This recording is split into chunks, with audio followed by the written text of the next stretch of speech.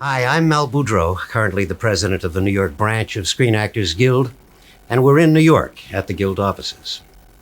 When one thinks of the heyday of the great Hollywood musicals, one has to think of the studio, MGM, and the era, the 40s, the 50s, and of course, the girl next door, Miss Jane Powell. We're very fortunate to have with us today that very same girl next door. Hello and welcome, Miss Jane Powell. Hello, Mel. Nice to see you again. How did a young girl from Portland, Oregon get to Hollywood? Well, I had 2 radio shows in Portland, Oregon. And I was 12 at the time. That was when it first started. And also I had been the Oregon Victory Girls during the war, and I would travel the state and sing at war bond rallies and sell bonds and at different camps and would perform. And so I had 2 radio shows on CBS. And when I was 14, my parents and I were going to California to have a vacation. And one we rarely ever had because we never had enough money to get out of town. But we decided to go to California, and we drove down, and the station said while I was there, why not be on a talent show that Janet Gaynor had on CBS and see what would happen. So I did the talent show. It was called Stars Over Hollywood with Janet Gaynor as the hostess. And the next day I was taken to see Selznick, and the next day I was taken to MGM, and that was it. That's amazing. And I didn't want to do it because was going to school, of course, in Portland. And there was a high school that really was someplace that was called Grant High School. And that to me, that was utopia. That's where, you hadn't lived until you'd gone to Grant High School. Well, I wasn't going to be able to go. But it was very important to my parents that I do this because, they'd sacrificed a lot to give me singing lessons and dancing lessons and all the things that parents do to try to create for their little girl or their little boy the career that they would like to have had. So I'd been dancing since I was 2 years old, and I danced on the radio, not on it, but at the radio station, and when I was 2. And so I had been performing all through the years, and I sang at Kiwanis clubs and Lions clubs and all of those kinds of things. And so I was kind of well known around Portland through the years.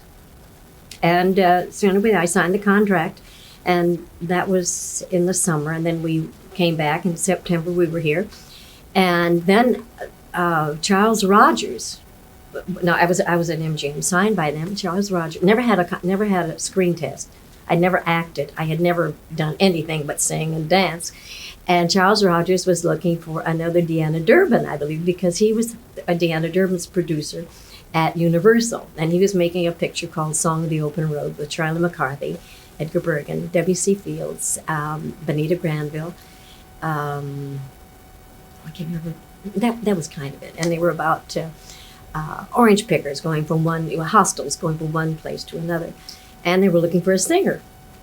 So I guess MGM thought it'd be a wonderful way for me to get some experience. And so I starred in my first movie, and then I did another one still under contract to MGM for Charles Rogers called Delightfully Dangerous with Connie Moore and Morton Gould and Ralph Bellamy. And then I went back to MGM, and then it just continued. You went from what might have been Grant High School in Portland to the Little Red Schoolhouse at MGM. Yes, that's right. What was that like? Well, I was the only one in my class. And in the schoolhouse was Margaret O'Brien in her class. Debbie was in her class. Though Debbie came later, Elizabeth was in her class. Roddy McDowell would come over from Fox ever so often. People would come in, would infiltrate when they were on a movie, if they were coming from another studio. And if they weren't on the set studying, they would come to the Little Red Schoolhouse. So it was kind of an influx of people from kindergarten up to senior in high school. But basically, we were all in our own class. We had maybe 1 or 2 tutors for all of us. There were 2 rooms. Margaret was in one room because she was, I guess she was about 5, maybe 6 at that time. Maybe 7, but she was short, so we couldn't really tell. And then there was Daryl Hickman would come over, and who else would come? And a lot of the young people. So when they weren't on the set, they'd be at the Little Red Schoolhouse, and then they'd leave and we wouldn't see them again. When you were, at least for me, if it hadn't been for Roddy McDowell's house, I never would have seen anybody because I was so busy taking singing lessons and not too many dramatic lessons, and working, because I worked all the time, that we never had a chance to socialize. And people I know thought that we all knew each other. We really didn't, because when you were from different studios, you just never had the time to go and be with them. Even being at the same studio, Elizabeth and I never had lunch together, and never spent any time together, even though I was her bridesmaid at her first wedding, and she was a bridesmaid at my first wedding, as I say in my book.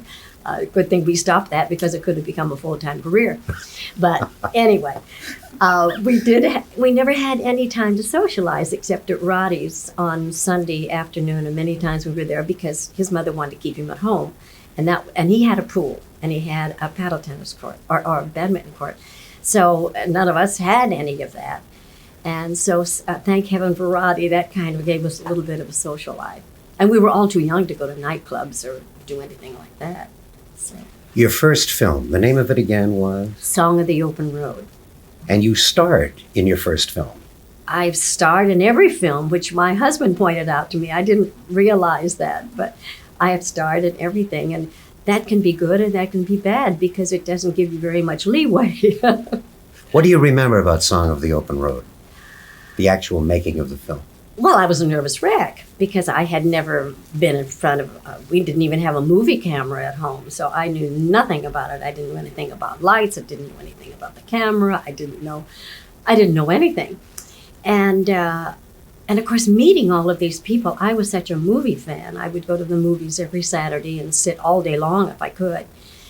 And to think that I was a part of that, I never really felt I belonged, because I don't know why that chokes me up, but it does. It was such a fantasy to be in a situation like this, and to be able to exist with these people and to meet them. You know, it was just too good to be true. As I say, I was with Charlie McCarthy and Edgar Bergen. And to publicize the movie before the movie came out, I was also Charlie McCarthy's girlfriend on his radio show for about 9 months, and Mortimer Snerd's also.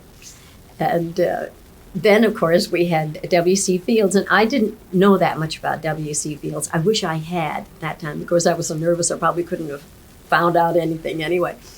But I didn't realize that he had a drinking problem. Of course, he did. And I do remember one time, he had a station wagon. In the back of the station wagon, he had his bar. And this bar was very busy all the time. And we had to have a shot after lunch one time. And so it was on the back of a truck. Oh, Sammy Kaye, the orchestra leader, was also there. I remember that because the whole orchestra was on this truck, and we were on this truck, and Charlie was on the truck, and of course Edgar Bergen was on the truck. And they called lunch. And after we all got off, they took the stairs away so W.C. Fields would stay there for lunch so we could get a shot after lunch. So that's one thing I remember. We rode bicycles. We were in Palm Springs.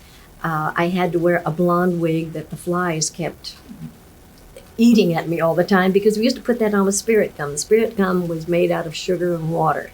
And the flies loved that. I remember how I felt like Dick Tracy, but the little guy. They had the bees or the flies going around him all the time. As I say, I was kind of numb, but it was a lovely experience, and I think that was one of the first movies that went overseas. So many of our servicemen would write to me, and I was like their little sister.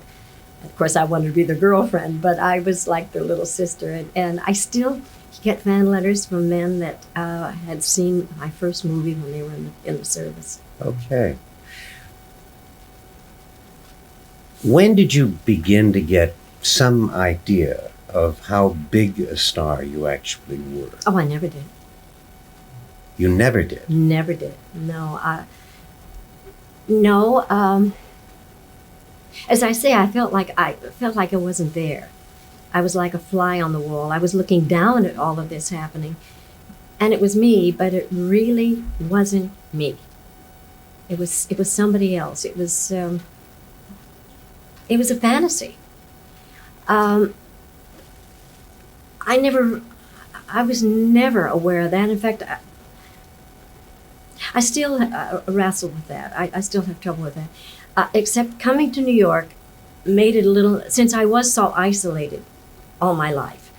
I was at MGM. I left MGM. I had children. I was always busy someplace else, and I never was really aware of what was going around me. And not only that, the studio always said, "Stay as sweet as you are, never change," and pat me on top of the head.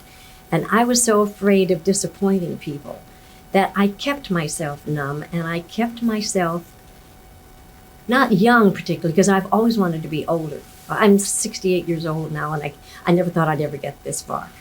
And I always wanted to be older. And I haven't come to that stage in my life even where you say, oh, this is the year that, I don't think I can make it. Maybe when I reach 70, maybe, which I only have about a year and a half to go. When I get there, I'll feel a little bit differently about it. But being older to me was very important because they never let me grow up.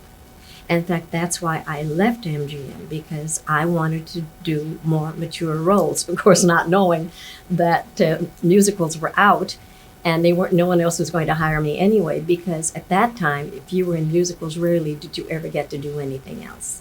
So my career, as far as movies were concerned, more or less stopped when I left the studio. I think I was 26 years old when I left the studio, but I've been there since I was 14.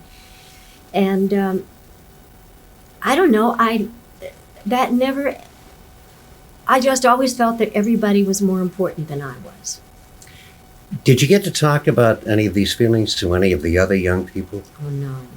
People didn't talk about feelings in those days. This is a new thing, I think, ever since television and talk shows and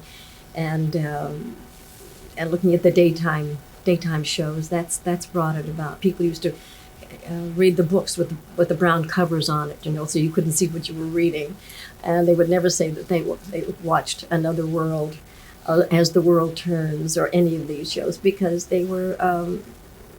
It was just something you weren't supposed to do, but none of us ever thought about expressing themselves, and the people that I know now, unless they've written a book, I still don't know how they feel. But as my husband found out, many of us had the same feelings about sex and about popularity and friends. It was all kind of the same if you were a child personality. Retrospectively, have you ever gotten together with any of the people that you performed with back in the early 50s and talked about any of these problems that you went through privately? Well, Roddy McDowell and I are very good friends. I never had a brother. I'm the only child. And so he and I are very close. And we talk a little bit about it. But, that was then. I don't really live in the past. And this in a way, is kind of hard for me because I have difficulty remembering too much of the past. Because as I say, I really wasn't there. Well, let's try to remember. All right. Can you remember some of the highlights of after you finished the first film? What were some of the major films after that you did? Well, the first one at MGM was Holiday in Mexico with Roddy McDowell, Walter Pidgeon, Ilona Massey, Xavier Cugat. I guess that was about it. And it was big Technicolor musicals. They were all Technicolor musicals at MGM. Yes. And I can still smell the paint on the floor. The paint that they used, I've never smelled again. It was kind of an acrylic odor that I can smell. Like coming into the set, well, it was like the movies. It was just like all the pictures I'd ever seen of people making a movie, and the lights and the Klieg lights and the catwalks, and all the crew. I always loved the crew. We always got along very well, and I guess I wasn't afraid of them. Anybody that had a name, I would never say hello to them first because I was sure they wouldn't know who I was. And they would shun me, which nobody really ever did, except one person. And I just never would say hello to anyone unless they said hello to me first. Except, in fact, this kind of makes what I'm trying to say clear. I was sitting in the commissary one day, and I was sitting with Marjorie Main, as a matter of fact, and someone came up behind my chair, and he tapped me on the shoulder, and he said, "Hiya, Janie girl." I turned around, and he winked at me. And it was Clark Gable, but I couldn't remember his name. Oh, my. But that went on quite often. I would get so flustered. What were some of the major films that you do remember of that era? What's your favorite film? I think my favorite film to do was 2 Weeks with Love with Ricardo Montalban. First of all, it was a period piece. I had a dream sequence in a pink corset and a big hat and a parasol, all the things that are feminine and pretty and costuming. Nothing ever happened with the picture. It was, in fact, in Canada, it was called Papa Buys a Corset. It was with Louis Calhern, whom I dearly loved. And and Debbie was in it, and Carlton Carpenter, and of course Ricardo. And we had a lovely time. It was a wonderful period. And I forget what year that was, but it was in the 40s sometime. But that was wonderful. Rarely, I never did go on location, and any holiday in Mexico, of course, it's supposed to be in Mexico. And then, of course, there was Luxury Liner with George Brent, who I had such a crush. I was 17. I had such a crush on George. I just couldn't stand it.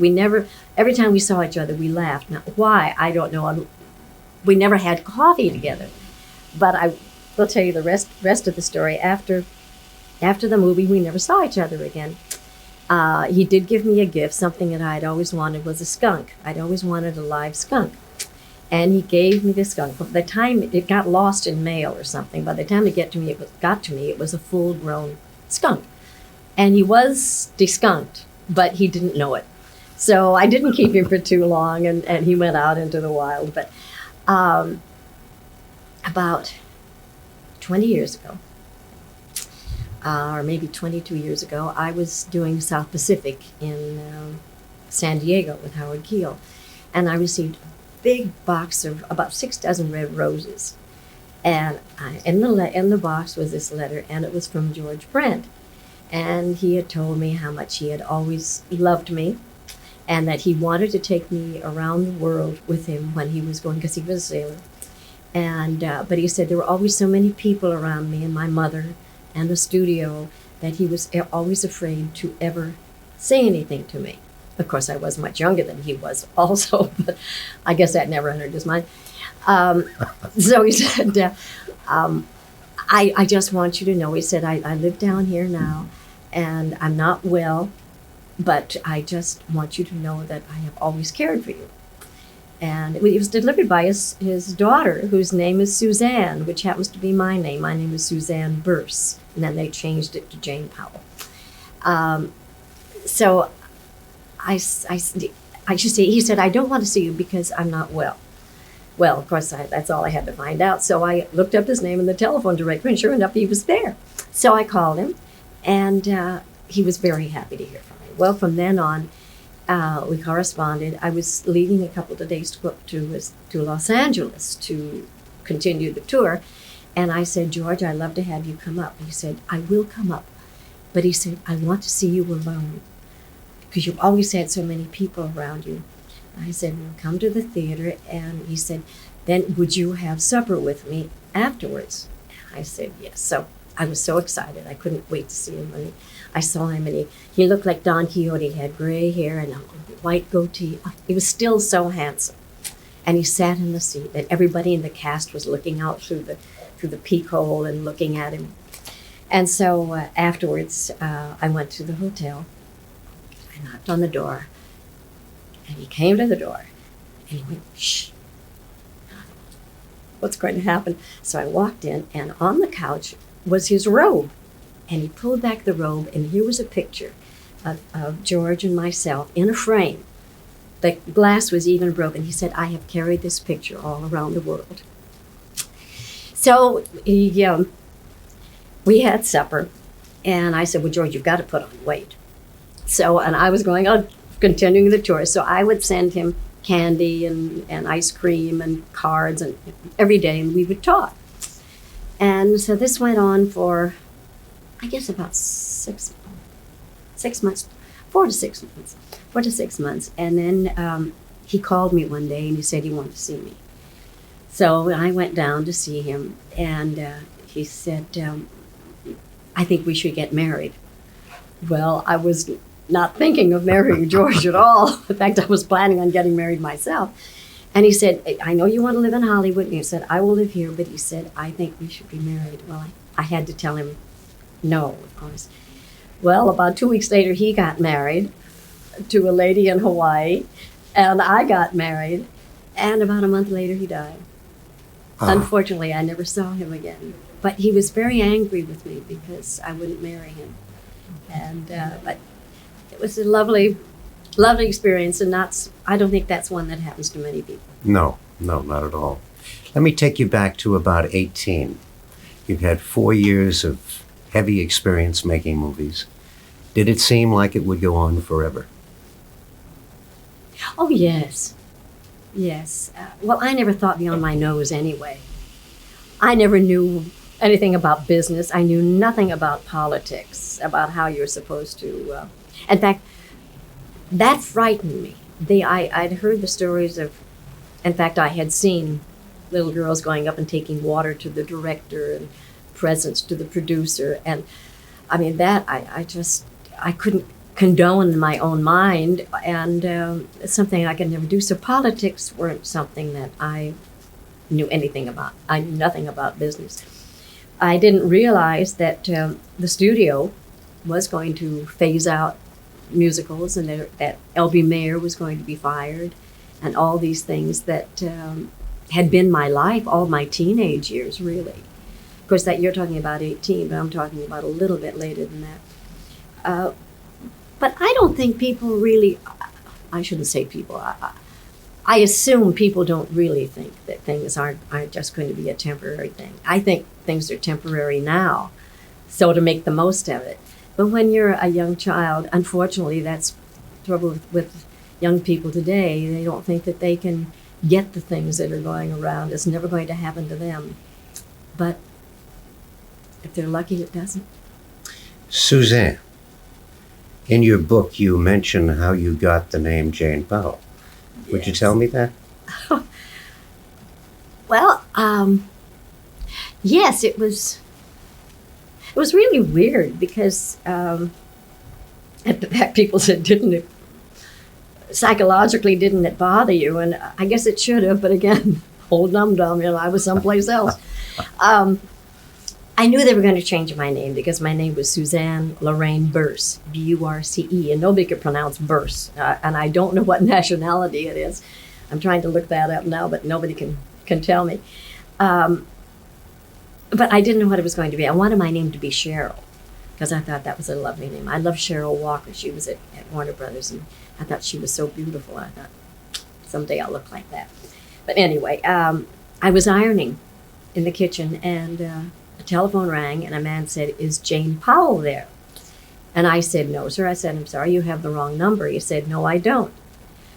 I said, "Well, no, Jane Powell doesn't live there." He said, "Oh, yes, she does, honey. That's your new name." And he hung up. And that was the name of the girl in Holiday in Song of the Open Road.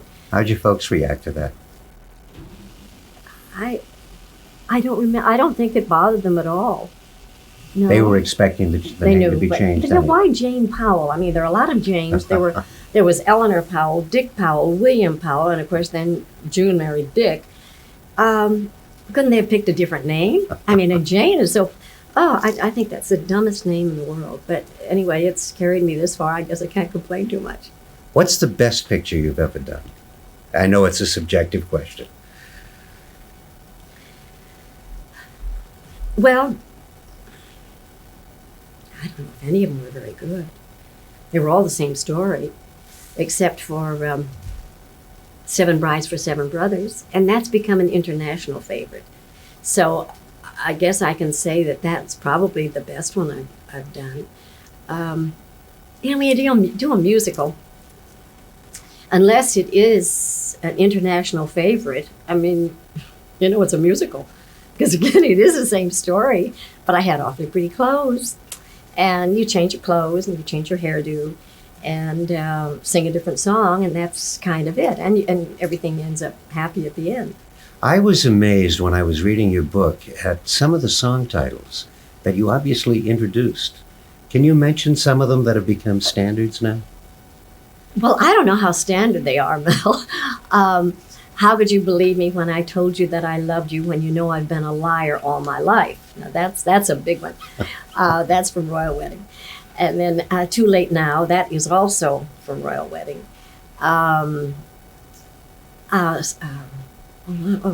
Most Unusual Day, that I did in A Date with Judy.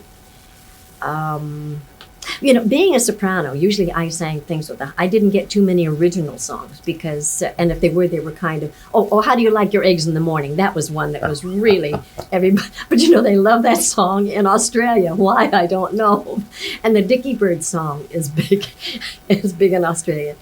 But they're not household names, I must say, because I usually sang, operatic things or else things that went with the situation. How could I believe you when you said we'd marry? Why, I'd rather hang than have a wife. I know I said I'd make you mine. Now wouldn't you know that I would go for that old line?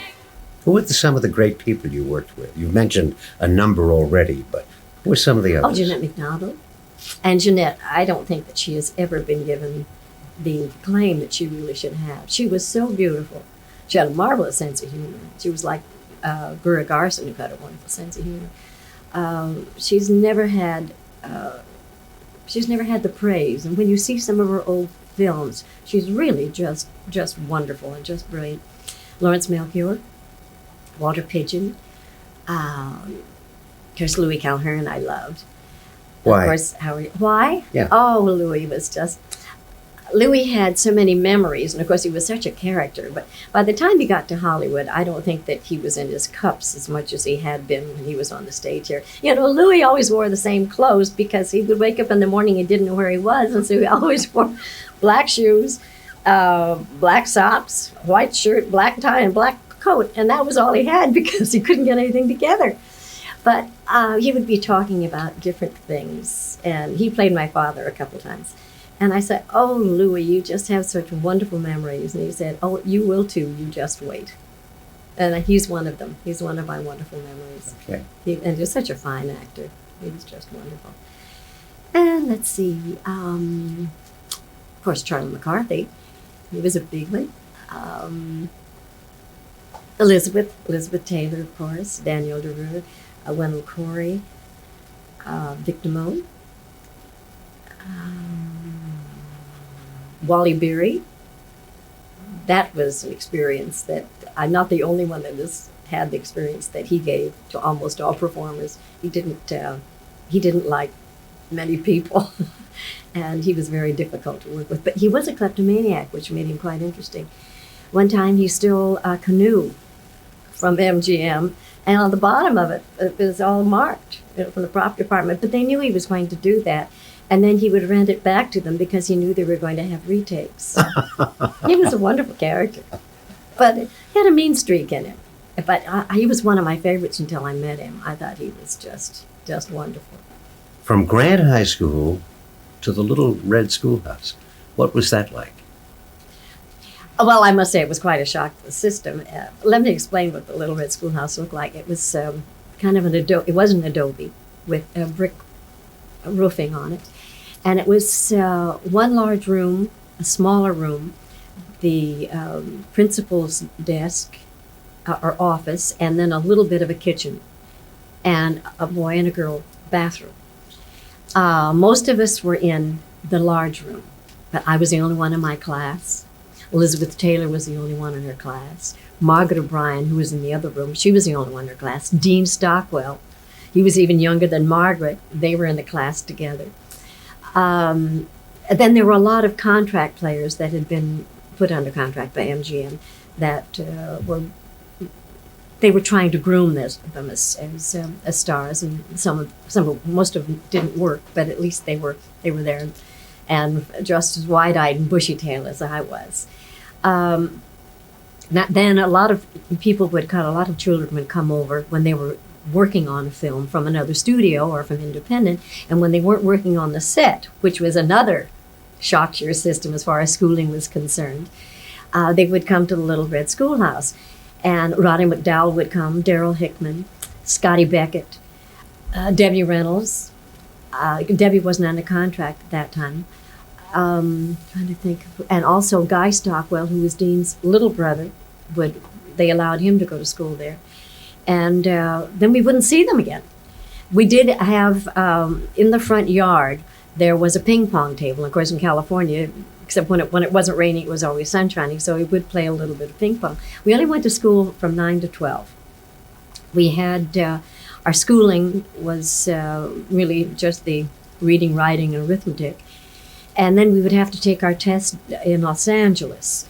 And we never tested at school. We had to go down to Los Angeles to take the tests. And I was always terrible at math, so I kept doing, I think, first grade math for all my years of high school. But I still graduated. But that was something else that was really not a very pleasant thing to go through. We had to graduate from the Los Angeles City School. And University High, which was in Santa Monica, was the one where we all had to graduate. Now, of course, we didn't know anybody at University High.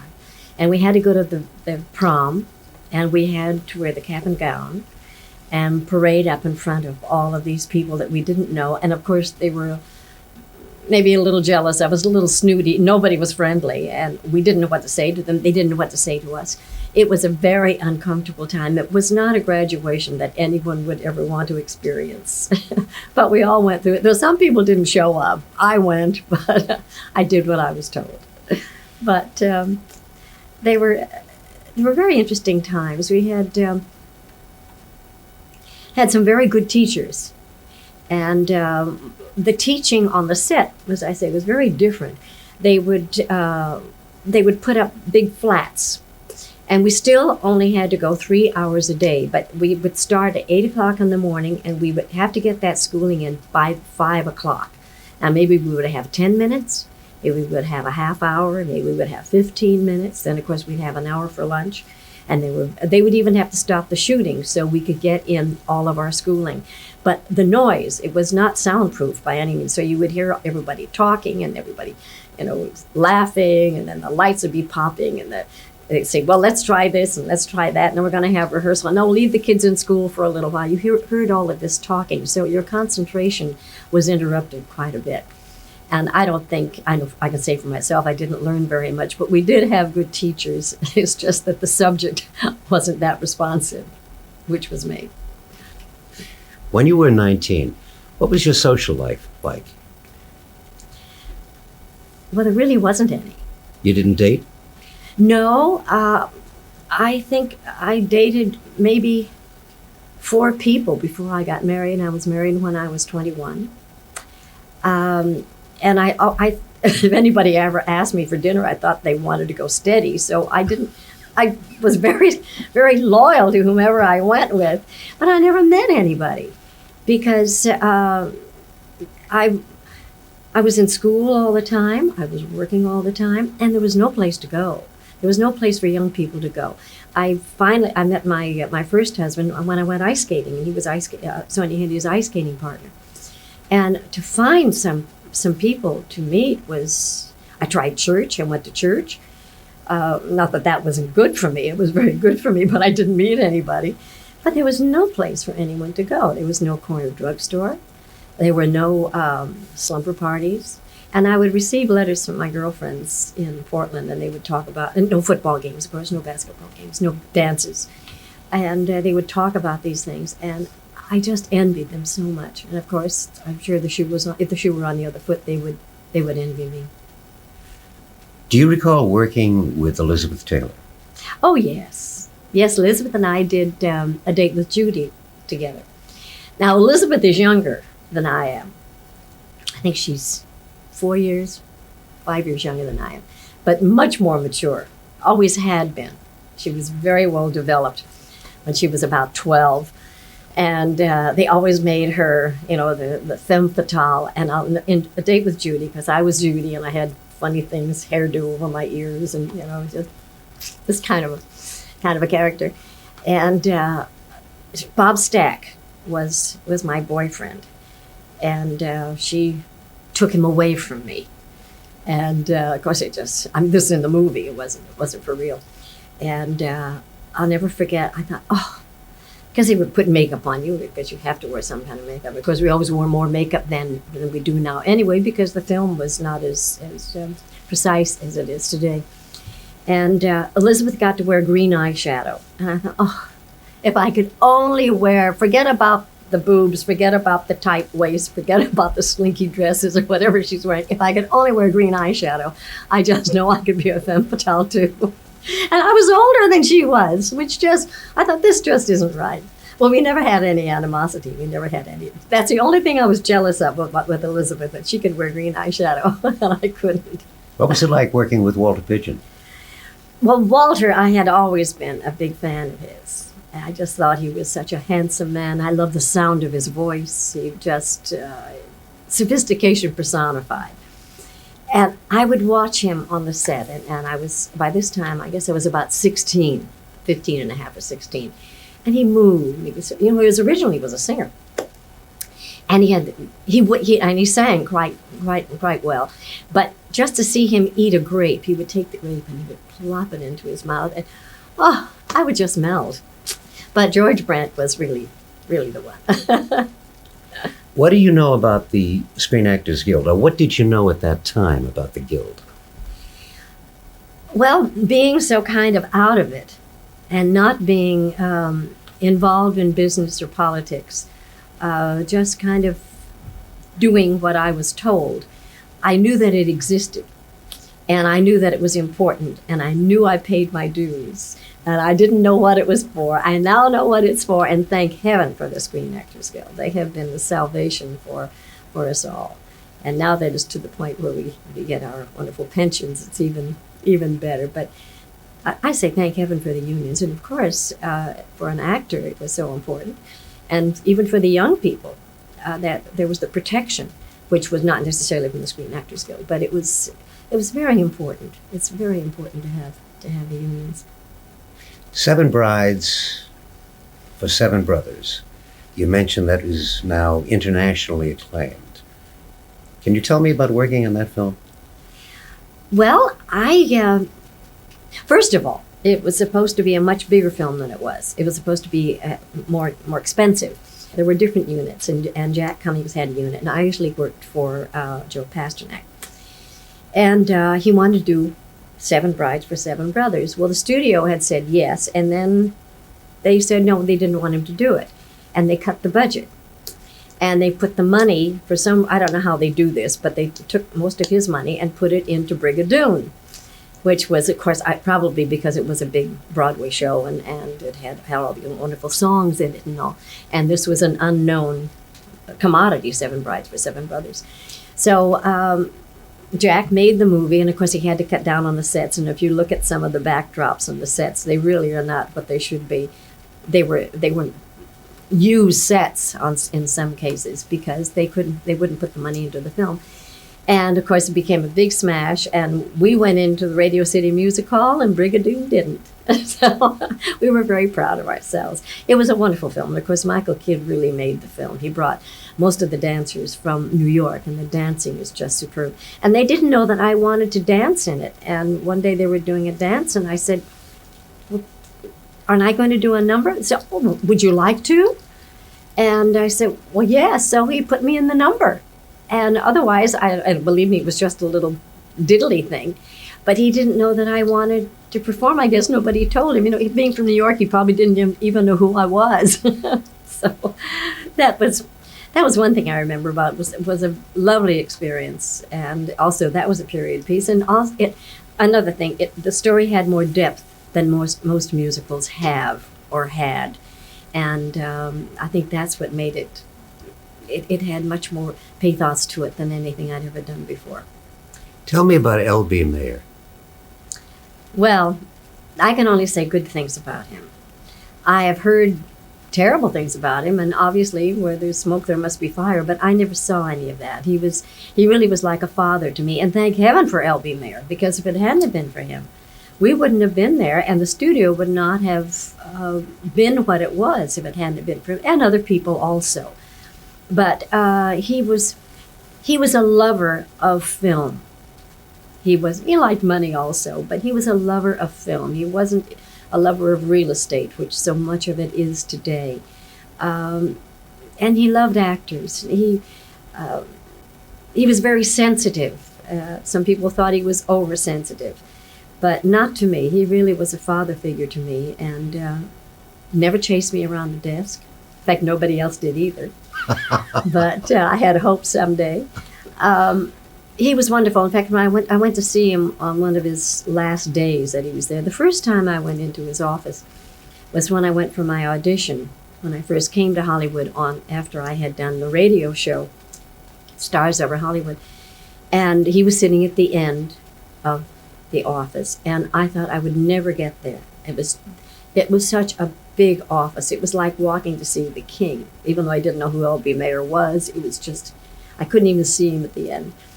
And every time I walked in, the office got smaller. Well, when I went to see him, and he was always in a black coat, he was always in a suit and tie and glasses and very well groomed. When I went to see him on his last day, he had no coat on. Shirt sleeves were rolled up, no tie. His glasses weren't on. His hair was all disheveled. And he was crying. And I came to tell him how sorry I was. And he said, "Jane, what happened? What happened?"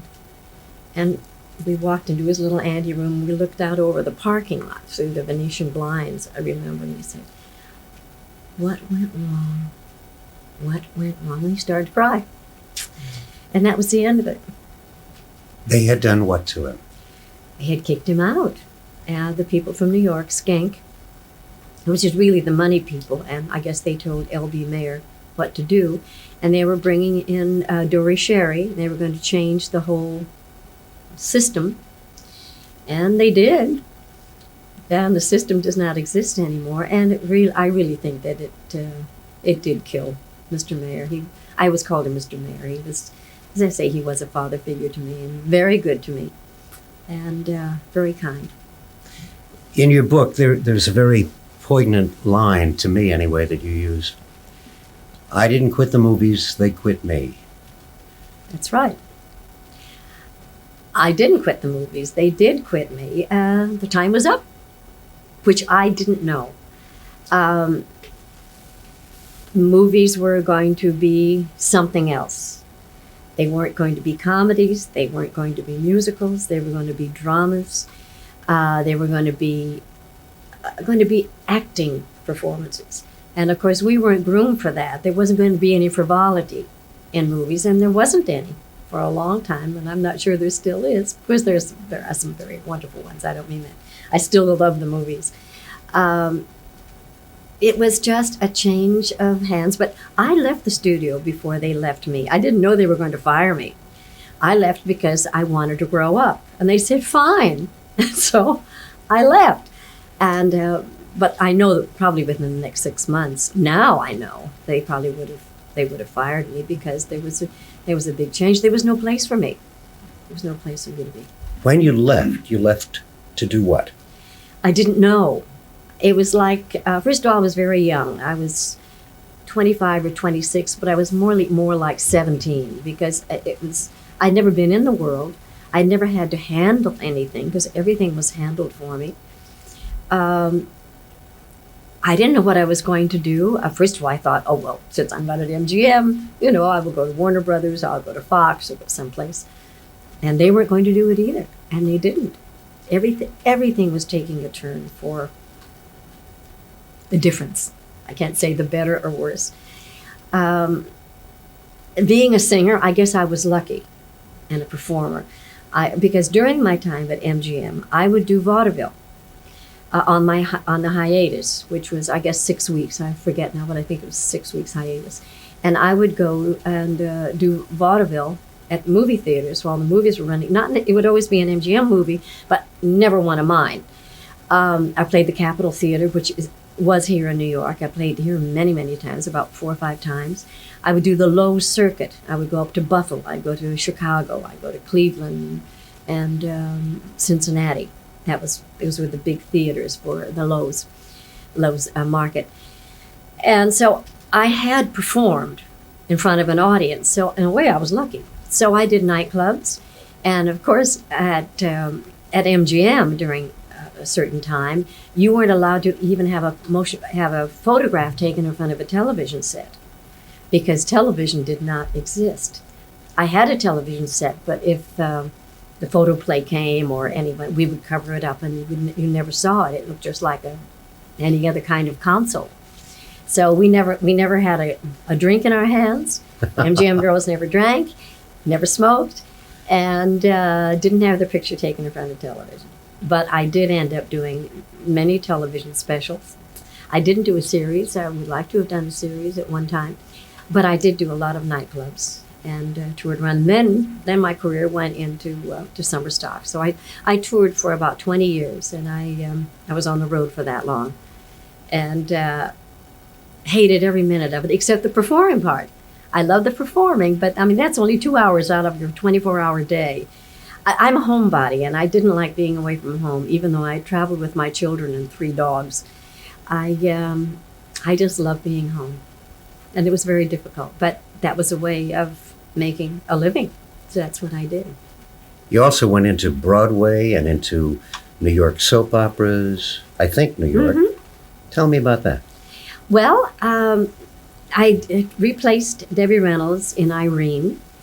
I was only going to do it for 9 months, but I ended up doing it, or 7 months. I ended up doing it for 9 months, and then Debbie came back, and then I took Irene on the road, and that was very successful. In fact, it was extremely, extremely successful, and they didn't expect it to be, but that made me very happy, though it was a lot of hard work and been a wonderful group of people to work with. Then when I moved back here about 12 years ago, and so they were doing a series called Loving, and they asked if I would want to play part on it, and I said, well, yes. Well, she was wonderful. I called her a short Barbara Stanwyck. She was a very feisty kind of. She owned a ranch, and she was really a bitch. It was wonderful. So I got a chance to do that, and that was supposed to be for a month, and that went on for 9 months, I think it was. And that was fun. I enjoyed that. I would like to do another one eventually, just to kind of keep my hands in it. And then I replaced a couple of people for maybe a week on a series. So it's been very nice. You've covered the gamut of performing, from movies to television to Broadway to road. What do you want to do now? I don't know. I'm at a phase in my life that I've worked all my life to have the life I have. And it's wonderful. I don't have to really do anything, though I do a lot of things. But having punched the clock for so many years, it's wonderful to be able to say no to things. I didn't know how to say no. I only knew how to say, yes, I will, and stay as sweet as you are. So now I'm not as sweet as I used to be.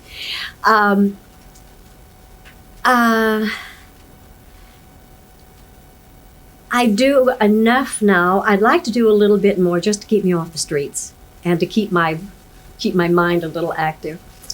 But I don't know what it will be. But that's what's so exciting about the telephone. You never know who's on the other end. It can either be good news or bad news, and then it gives you something to do. If it's bad news, you've got to handle it. And if it's good news, you've got to handle it. So the telephone will always give you something to do. And I look forward to it ringing. Do you ever get young performers asking you for advice? In my fan mail, which I still receive a great deal, which amazes me. Of course, it's because of the old movies that are on television. I do understand it, but it amazes me that I still get so many fan letters. In fact, I just did a whole stack of them today before I came here. Yes, and I'm not very good at saying it because I'm not a very good example. First of all, I always wanted to go to college, and it was at a time, as times have changed. Why would you want to go to college when you already have a career? That's what my mother told me. But I really had a desire to go to college because I felt that I would be more intelligent and more interesting, and I'm sure that I would have been. That's what I would tell any young performer. But coming to New York has opened my eyes because being as isolated as I was with my work and with the studio and my family and school, I wasn't out among people. And in California, you don't walk anyway. There's really no meeting place. You meet the same people all the time, but in New York, you walk all the time. And you go to a lot of different kinds of restaurants. And I go to restaurants when I first came here, still do, of course. And all these young people were working so hard to make enough money to get their lessons, whether it be singing lessons, dramatic lessons, or acrobatics, whatever they wanted to do. It wasn't given to them. Everything I had was given to me. And that's a shame. You've made a lot out of the gift. I was given too much. I would just advise anyone to pursue their talent and work at it, but also get an education. I think an education is so important because, first of all, then you really find out what you want to do. I wasn't given that opportunity. I was told what to do. I did it for my parents. I never did it for me. And do it for you. Don't do it for anybody else, because you will never feel like it's yours. I feel like I was given too much. And I didn't have to work that. I worked hard because that goes along with being a performer. But I didn't have to suffer that much. Maybe I suffered in other ways, which wasn't the norm. But when I see these young people that are working so hard as a waitress or whatever they're doing to learn their trade. The main thing is learn your trade, learn something else that will carry you through if this doesn't work, because the percentages are really against anyone in our business anyway. But if you do have a dream, if you do have a talent, pursue it and learn as much about it as you possibly can. And do it for you. If a young mother were to come up to you with her child, a 14-year-old girl, for example, and ask for advice about putting that young girl into the business, what would you tell her?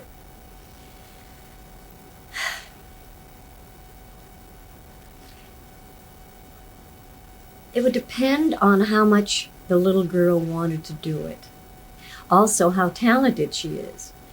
Not that her mother says she's talented and everyone else says she's talented. Also, I think she has to have a certain amount of intelligence to know when to stop and when to go. And that isn't something that comes easily. In my particular case, I had to work for my parents because financially, that's what we did. And then you get in the rat race and you do that. I still feel that you have to have your education, and also it'll give the child a choice when they think, I don't want to do those kicks anymore, and they'll have something to fall back on instead of their fanny. Thank you, Jane Powell. You're welcome.